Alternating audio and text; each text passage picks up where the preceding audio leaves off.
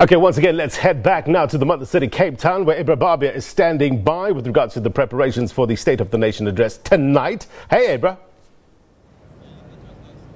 Plain.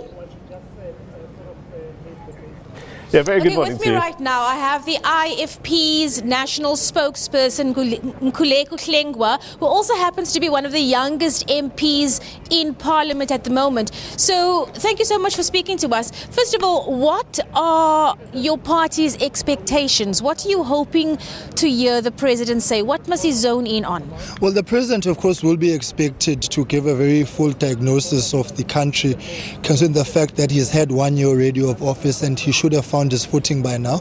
Last year he gave promises of summits and conferences and all sorts of things which we assumed at the time were to help him get a better perspective of the country. But what is very clear is that we are not out of our economic challenges. Unemployment remains one of the biggest challenges in this country, and of course inequality is highly linked to that, and poverty.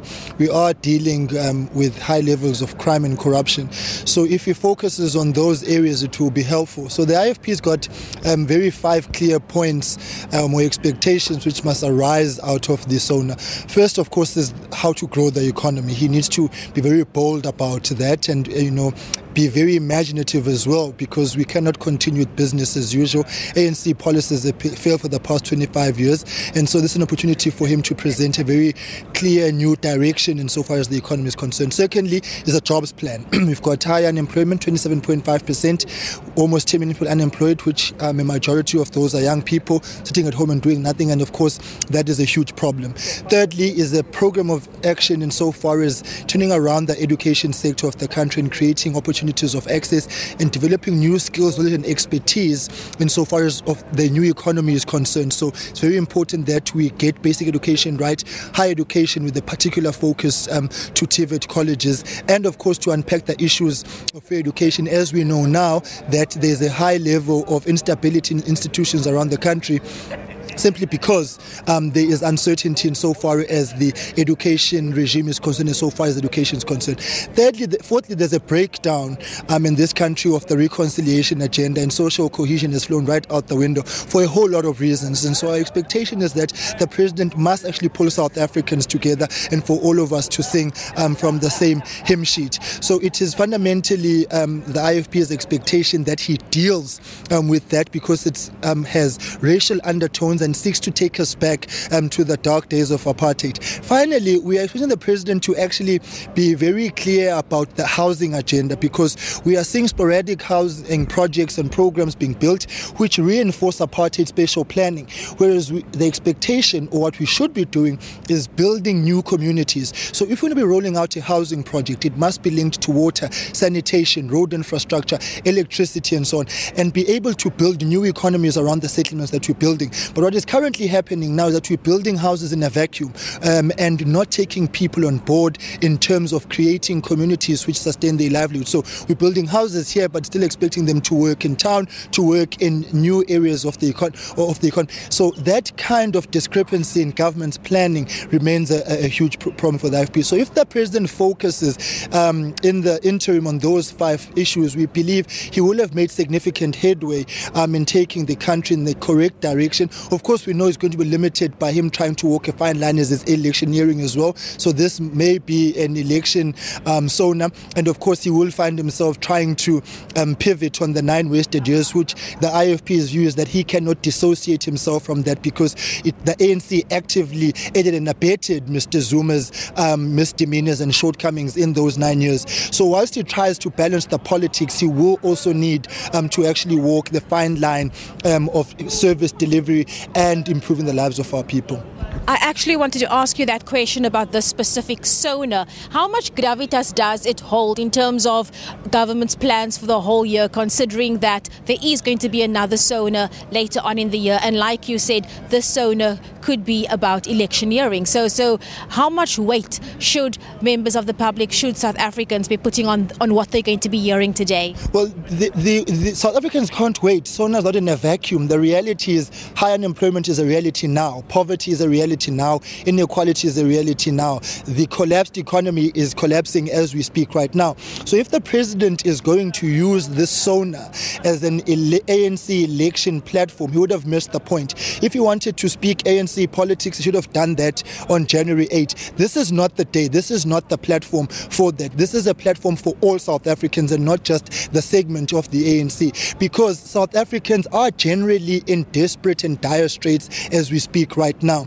And if we're going to wait for the elections and expect for the SONA in June, July, which will follow after the elections, we are definitely then saying to South Africans, go jump off the nearest cliff in between now and elections. Government is going to come on hold. We can't afford to do that. And of course, there's a budget which will come shortly after this in 2 weeks' time, and that will have to respond to the SONA issues. Secondly, the next opportunity then to amend the budget will only be in October when the midterm budget is presented and Parliament does its BRRR processes. So it cannot be a SONA in a vacuum, and we're quite not interested, frankly, about a report back of what the ANC may or may not have done in the past 5 years, because we know that the challenges which we have right now are a result of an ANC that has failed. Be that as it may, government must continue functioning, the state must continue functioning, providing services, improving the lives of our people. So we are challenging the president to actually rise to the occasion of being a statesman, step up to the plate and actually address all South Africans on the very fundamental and real issues confronting them on the daily basis. If he wants to deal with ANC issues, he's got the ANC NEC to do that, and he can call all other structures of the ANC. Tonight is not about dealing with ANC problems. Tonight is about dealing with South African problems. My last question, if we could just wrap it up in this one.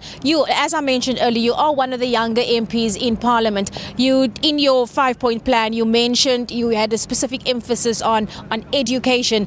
And yes, while youth is an issue all of us should be completely arrested with, as a young MP yourself, I suppose that lays heavy on your shoulders, the state of our youth in this country. I mean, we saw what happened in Durban. What are your thoughts on the state of our youth in this country at the moment? Well, maybe one would want to first convey condolences to the Madonsela family on that tragic death of their son, who found himself at the receiving end of unnecessary brutality and of a state which is actually failing to roll out public order policing in a manner which is favorable. And that's something we must actually deal with as a country. But the president tonight has got a duty and an obligation to actually inspire young people and give them the promise of an economy that will grow and create jobs for them. Young South Africans have got the potential to actually take this country forward, but are unable to do so because the opportunities are closed. And so we are calling on the president to prioritize young people and to deal with the issue of fair education, because the ANC presented this free fair education program in a vacuum without a program of action. It was a knee-jerk reaction, and the consequences are quite dire. So today is an opportunity for the country to be able to correct those wrongs, and that weighs heavily on the shoulders of the president, but most importantly on all of us, and myself in particular, because it cannot be that we want to build a country going forward which leaves behind its young people.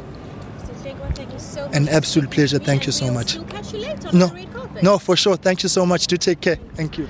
I'm told I have another guest right now. It's Mr. Didiza of the National Assembly. Ma'am, how are you? You're coming to me just as the sun is coming over us. We'll take it as a blessing. A lot has been said about what's expected for today, about possible chaos that's expected for today, about all the pressures on the president for what he has to say today. Ma'am, just off the top of your head, how are you feeling about this last SONA of this Parliament? And just how have the last few years been for you here in the National Assembly? I must say that looking back in the past 5 years, this last SONA marks a particular history in our country. A history where we had a very robust Parliament, sometimes a history that shows us that more still need to be done in our society, which is also reflected here in Parliament, where we have seen in the past year in particular some, issues of racism coming to the fore, which reminds us that we may be 25 years in our democracy, but building our nation will take us some time. We still need to have conversation about our past and how we forge towards our future. But also these 5 years indicates a Parliament that has been infused with the energy of youth. It has been very robust in many ways. It has also enabled us to actually deal with the new dynamism and factor that in the rules of our parliament. And actually during this fifth parliament, we've re-looked at our rules, amended them to be consistent with the current period, but also we've had a very robust season where, as an activist parliament, we've actually not only do our oversight in terms of government, ensuring that our government is accountable to its citizens, we also have taken issues of the public and brought them to the center of this parliament in the way in which members have raised member statements, the motions of notice, but also the reports coming from communities as people express their concerns to us, but also in areas where people are assessing our performance as government, but also our performance as the public sector. So it has been a good year amidst the dynamism that we've seen here. So we're coming to the end of the parliament, but also transiting to the sixth administration, where some of those issues that have not been concluded by the fifth parliament in our legacy report will recommend that those issues be taken up by the sixth administration. So we're talking about the land issue. Could we possibly also include South Africa's withdrawal from the ICC in that report? Because I know it hasn't had any movement since the bill was tabled in the National Assembly. Well, all the portfolio committees, they have issues that they would want the next administration to look at.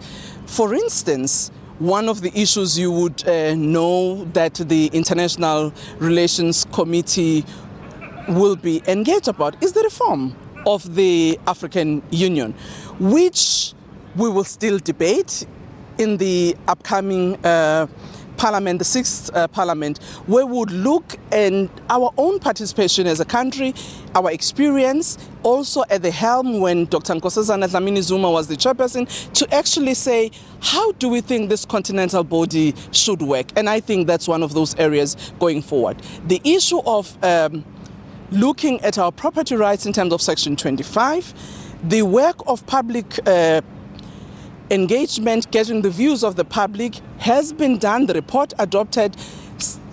Ad hoc committee will be set up, and I'm sure will have its first meetings, but we all know that the process of constitution amendment takes a little bit longer. So it's one of those issues that may, I am not sure, but may not be concluded, and therefore it's part of the legacy of the fifth parliament towards the sixth. There are also other issues.